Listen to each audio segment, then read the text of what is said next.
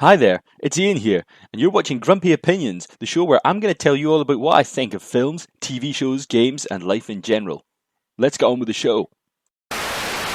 Westworld is the HBO TV series about escaped cowboy robots in the future world trying to take over and save us all from ourselves, or maybe them, or maybe society. I presume we'll find out at the end of the show one day.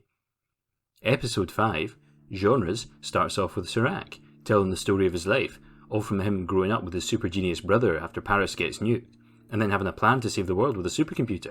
Then after they manage to get the money to create it from Dempsey Sr., they start using it to take over the world, a bit more and more and more, making huge amounts of money. But Serac's brother starts to go a wee bit loopy, and he has to be institutionalised in a place that Serac had built, to house the unpredictable anomaly people. And when Dempsey finds it, Serac drives him out into the middle of the desert, where he finds that his own plane's crashed. Oopsie, looks like you just died. Lol, because that's how Serac rolls. Meanwhile, everybody else's story picks up exactly where last time left off, with Delores and Caleb kidnapping Liam, and they make him wear the magic glasses that show you everybody's personal details from the supercomputer. And he looks at Caleb and he's like really shocked, saying that he's actually the worst person ever. And Caleb's kind of confused, but before he can actually find out more, Liam spikes him in the neck with a genre drug, the one he got from his pal last week. They call it genre. And that sets Caleb off into like a movie experience where he keeps hearing soundtracks from films and everything changes and goes all cinematic in different ways, which isn't really the best thing to happen when you're in the middle of getting tailed by Serac's hitman and goons. And that leads him into a full-on chase, and he's still capable of shooting, although who needs accuracy when you have homing rockets, am I right? And then they do a wee ambush on the trucks, and in the midst of it all, Caleb changes genres, and it looks like he's falling in love with Delores. But luckily, they get to the backup from the two randoms that Caleb worked for in episode 1. And they all get the heck out of Dodge and down to the subway. And when they get there, they ask about Liam, and he tells them that they don't really want to know what's in the machine because people will hate their lives knowing all these predictions and knowing that their lives have been channeled in this way. And he reels off a couple of facts to make a point.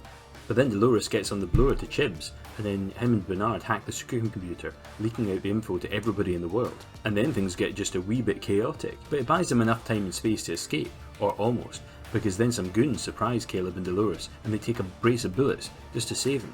And finally Caleb starts to click, she's maybe not normal. Meanwhile, Stubbs surprises Bernard and Chibs, and they're about to leave when Serac's goon squad appears, and Chibs lets them go because Bernard is special somehow. You're the only one we can't replace. And he takes one for the team, leading the goons up to his office where he's hidden a bomb and goes kabloomy. And then, the rest of them are walking down the beach, and they decide they don't need Liam anymore, and he asks them to let him go. Then he starts to just insult anyone, and unsurprisingly one of them gets pissed off and shoots him. And then Caleb starts flashing back to stuff he doesn't really quite remember right. Then, later on at the airport, when Delores has a bit of an impromptu chat with Serac, a delivery dude drops off a big bag with Caleb, and he tells Delores that he thinks that he's different, and she's like, me too. So what did I think?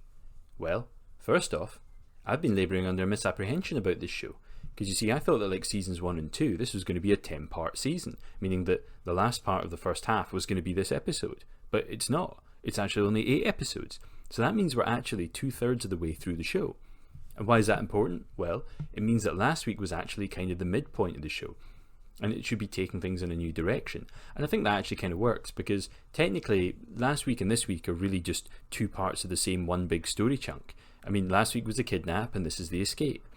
And this was like the big heist at the end of like a movie or something like that, or the big action sequence, and now we're leaving things off for a sequel, or like, a follow-up. And we've got 3 episodes left. But in any case, it seems like we're heading for some kind of conclusion. But also it seems like things are setting up for next season already, but I'll maybe say a bit more on that later on. The episode itself though, I mean, this week was clearly supposed to be the big fun payoff to all the sneaking around we had last week and the week before, and by having a few straight up action sequences. I mean, we had a car chase and a gunfight in the street, and sure, the show's had its ups and downs when it comes to action, and it's a show that's had issues with portraying some kinds of things like that, but this time this was basically just straight up fun. And actually having things like Ride of the Valkyries playing over the top helped cement that it's meant to be over the top, you're meant to be enjoying this just for the giggles. And this is a really movie episode, like right down to the early shot that was plainly nicked or some kind of homage to that bit for Gladiator. And the entire genre sequence. And I have to say, I really enjoyed the genre gimmick. I mean, it was clever, it was fun, because that's what it was. It was a gimmick. It allowed them to try and do 5 different genres in a single episode in a plausible way, and change up the styles and the way it was shot. And for some parts of it, you really did enhance the experience. It allowed them to slip into the whole kind of classic movie mode, literally using themes from things like Apocalypse Now or Love Story or The Shining. Now, I mean, it's kind of wild if you think about it, because each of these things was really rooted in Caleb's head, and it really tells us huge amounts about who he is and possibly where all of this is going. And there's going to be some spoilers for some old films ahead.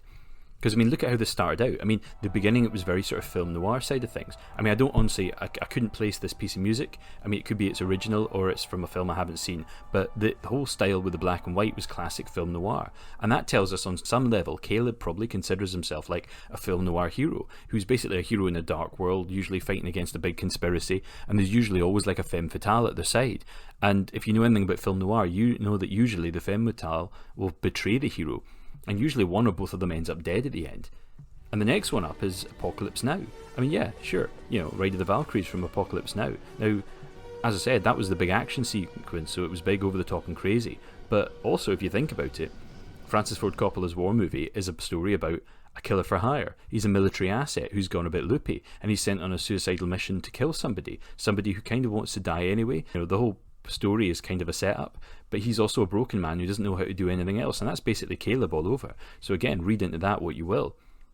And then the next bit was Love Story, and I thought this was a joke. I mean, it was kind of funny when that bit happened, but actually it kind of makes sense if you think about it, because Love Story is a tragic story. I mean, it's boy loves girl and it ends up with him alone and her kind of dying. So I mean, I'm seeing a pattern here, and I don't think Dolores is entirely long for this world if that's the case. And then there was the next bit, and that was actually music that was in Trainspotting. And, you know, this is the scene about society falling apart and everybody let loose of the conflict of their lives, and that fits in totally with the themes of Trainspotting, a movie about a listless guy caught in the thralls of addiction and crime with nothing else good in his life. And again, that sounds not a million miles away from Caleb. And now the weird one here, but there was also an instrumental version of Life on Mars, but I'm not sure if that was actually meant to be in his head, because the show has had a whole thing over the seasons where it takes an instrumental version of a famous song. I mean, they did it with Paint It Black and Heart Shaped Box and Kanye's Runaway and a bunch of Radiohead songs. But if it does fit, I mean, Life on Mars, if that ties in with the song, then that's one thing. It could also tie in with the TV show, which is about a cop who gets hit by a car and wakes up in the wrong time in a world that isn't quite right. And it's all about him trying to reconcile this existence with the real life one outside of it and failing. And it's also a really good show. You should totally watch it. I mean, definitely watch the UK version if you can. And there is an American remake, but it's not anywhere near as good. It's not terrible, but it's just not anywhere near as good as the original. And the final thing was the music from The Shining. Now, you must have seen The Shining, and if not, honestly, well, it's about a guy who goes to a hotel and gets mad from cabin fever and starts seeing ghosts and things, but the things that he finds all keep saying that he's actually one of them and he's always been there and always belonged among them. Now, is it just me? Think about all these things and think about how they tie into this story. And all of that's really leaving the door open for a whole host of revelations, especially considering that we never found out what it was that Weedy Liam saw in the glasses, and now he's dead. But also, as Liam died, Caleb started getting flashbacks of his mate's death, and it looked a bit different and a bit off. And the scenes reminded me a bit of that Bourne movie that had Hawkeye in it. Now, it could just be that he's some kind of Manchurian Candidate situation, which means we can't really trust anything that he remembers.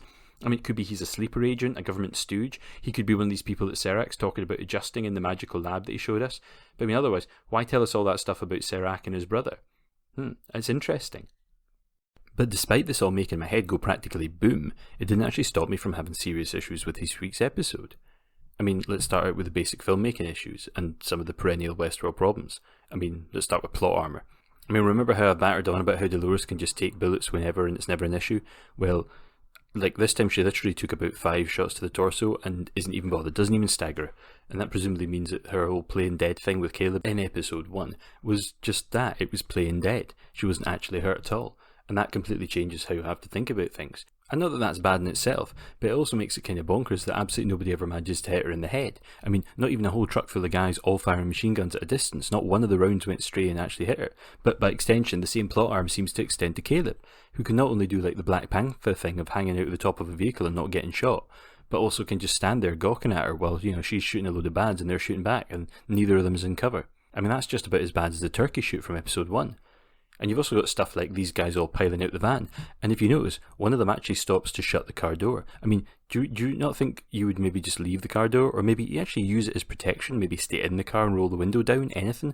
So, I mean, why are these presumably top-drawer mercenary types all firing guns at them and just missing? And not only that, they've got weapons that can't even shoot through the side of a taxi. Because that's all that is, it's a taxi. And yet it's got armour that can stop bullets, like glass armour that can stop bullets. And yet, the same vehicle, you can literally kick the roof off because it's obviously held on with tape or something. I mean, come on now. And at the same time, we've got Stubbs just showing up out of nowhere and him and Bernard just getting to go away, which felt a wee bit awkward. And the show felt like it was kind of cheating to get around stuff, because, surely they wouldn't have a conversation like about what was going on. That would make sense. But no, now Bernard's magic doohickey for freezing the other hosts somehow sets him back to factory settings. I'm sure this is going to get explained later, but for now it feels lazy. In fact, I don't really like the magic button stuff at all. It's cheap.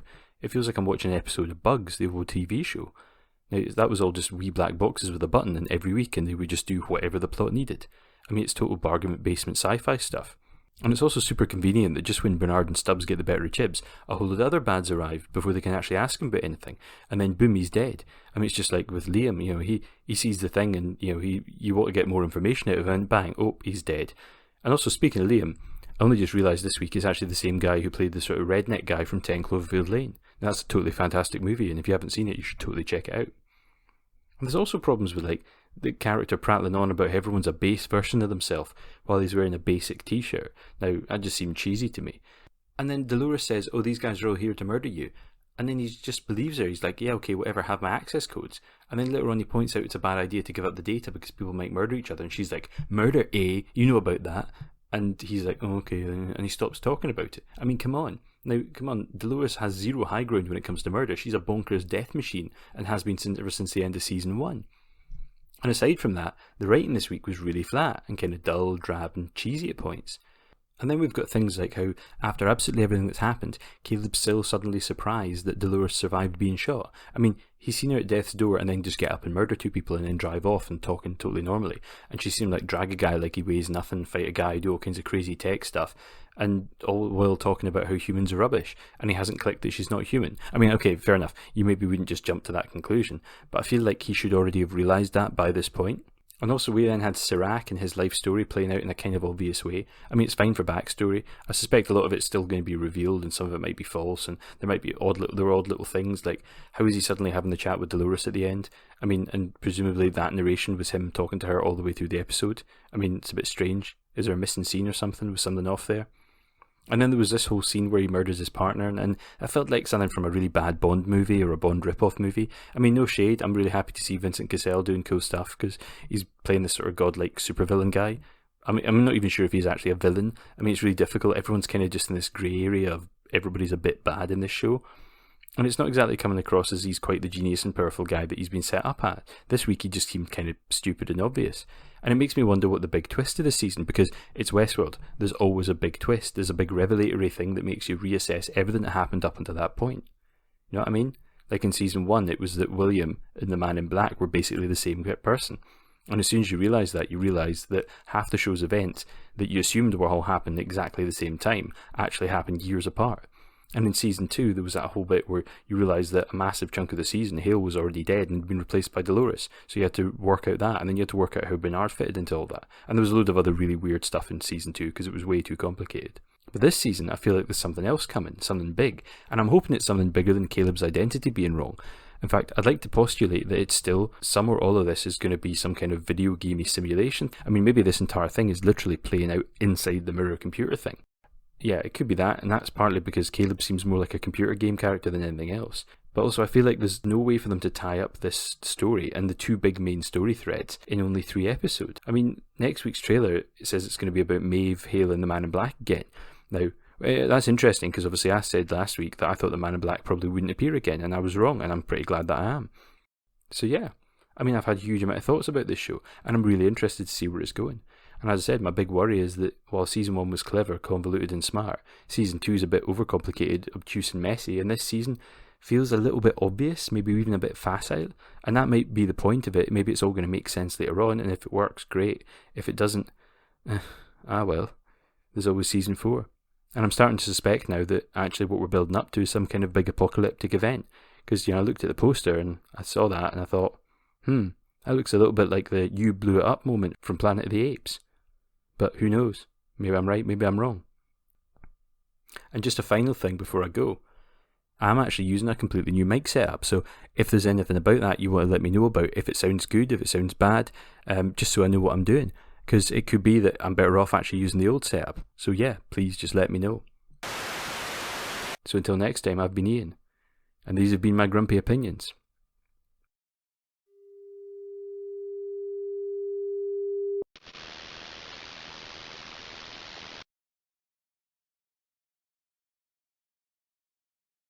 And a wee special shout out to one of my favourite wee people, my Patreon, Michelle Forbes, who's a top tier patron. Thanks.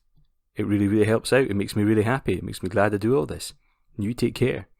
Bye bye, everyone.